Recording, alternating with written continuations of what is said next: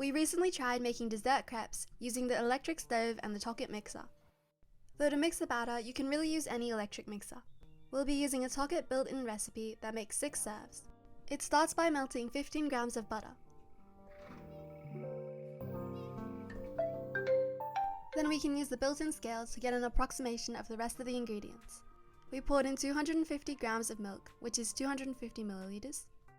Then we sifted in 130 grams of plain flour to remove all the lumps. We added in 2 eggs and then finally 35 grams of sugar. The Tokit mixed it all together for 20 seconds with a blade speed of 4.5. We had to let it rest for 30 minutes and my dad wanted to test if the Tokit would use a built-in timer. Unfortunately, it doesn't have that function, so we had to use our own timer. Once it was done resting, we poured it into a jug so that we could start cooking. We also ran the Tokit's pre-clean function to make the cleanup way easier. It uses a bit of water and dish soap and runs for 1.5 minutes, which makes the after washing process so much easier. Next we'll be using the Tokit to make some whipped cream to serve with the crepes. We'll be using the Tokit whisk add-on. The recipe uses around 40 grams of sugar and then 300 grams of cream.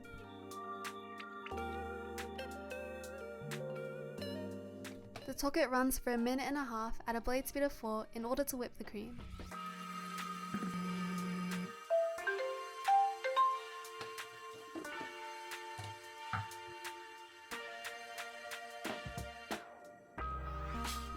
The cream was now able to stand without falling off the spoon.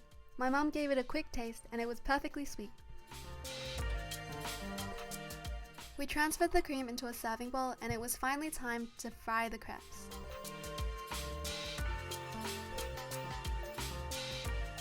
We'll be using a tabletop electric stove and a pan made for crepes.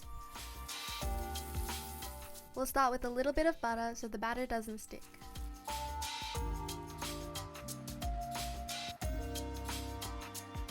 We used about 3 ladlefuls of batter for each crepe. The process was fairly simple and we found that a wide, flat spatula works best for this part.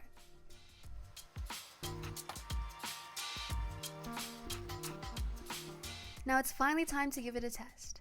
I like mine with Nutella and strawberries as well as a bit of cream. I spread the Nutella on the top half and then added strawberries in 1/4 and cream in the other.